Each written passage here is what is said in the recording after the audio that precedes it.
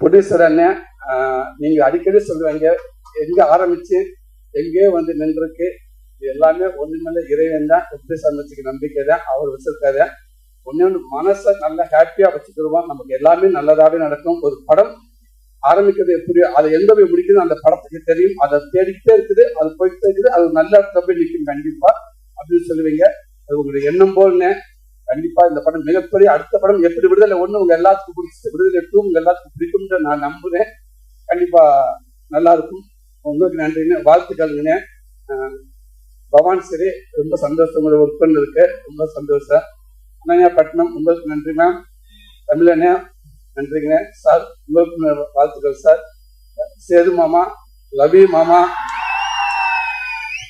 கொஞ்சம் படம் பார்த்ததுக்கு அப்புறம் நான் சொன்னேன், இந்த லவ் ஏரியா ஒண்ணு பண்ணியிருக்காரு மனுஷன், வேற லெவல். அது உண்மைக்கு, அதாவது டைலாக் பீஸ் ஆக்சிடென்ட் பண்ணி நடிச்சிடலாம். ஒரு 5 நிமிஷம், ஒரு 10 செகண்ட் ஒரு லவ்வை வந்து லவ் பண்ணி நம்மளை ஹோல்ட் பண்றது பெரிய விஷயம்.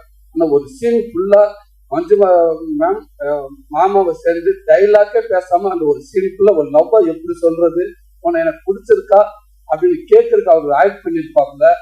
மிகப்பெரிய ஆக்டிங், அது மிகப்பெரிய ஆக்டிங்.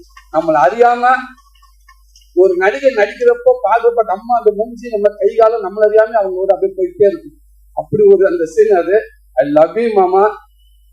இதே மாமா, நீ இன்னும் மேலும் நீ மிகப்பெரிய இடத்துல இருக்க மாமா. இந்த படம் இன்னும் மேலும் மிகப்பெரிய நடிகனா கொண்டு சேர்க்கணும் நான் இறைவனை நம்புறேன் மாமா. வாழ்த்துக்கள் மாமா.